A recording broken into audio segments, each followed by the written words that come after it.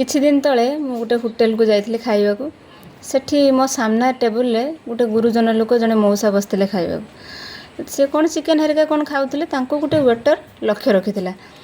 ତାଙ୍କର ଯେତେବେଳେ ମଉସାଙ୍କର ଖାଇବାଟା ସରି ସରି ଆସିଲା, ସେ ୱେଟର ଜଣକ ଯାଇକି ପଚାରିଲା, ସାର୍ ଆପଣଙ୍କର ଆଉ କିଛି ଖାଇବା ଲାଗିବ?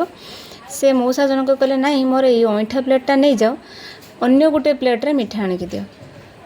ସେଠୁ ମୁଁ ଗୋଟେ ଜିନିଷ ଶିଖିଲି, ଆମେ ବି କିଛି ଜଣଙ୍କ ଲାଇଫ୍ରେ ଏମିତି ଅଇଁଠା ପତ୍ର ଭଳିଆ ପ୍ଲେଟ୍ ଭଳିଆ ଆମେ ହେଇଯାଉ। କାହିଁକି ନା ଯେତେବେଳେ ପର୍ଯ୍ୟନ୍ତ ସେ ମଉସା ଜଣକ ସେ ଖାଇବା ଖାଉଥିଲେ, ସେତେବେଳେ ପର୍ଯ୍ୟନ୍ତ ବହୁତ ଶାନ୍ତିରେ ସେ ଖାଇବାଟାକୁ ଖାଉଥିଲେ। ଯେତେବେଳେ ଖାଇବା ସରିଗଲା, ସେଇଟା ଗୋଟେ ଅଇଁଠା ପ୍ଲେଟ୍ ପାଲଟିଗଲା।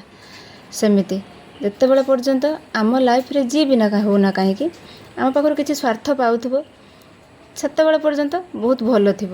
ଯେତେବେଳେ ତା କାମ ସରିଯିବ, ଅଇଁଠା ପ୍ଲେଟ୍ ଭଳିଆ ସାଇଡ଼୍ କରିକି ପଳେଇଯିବ।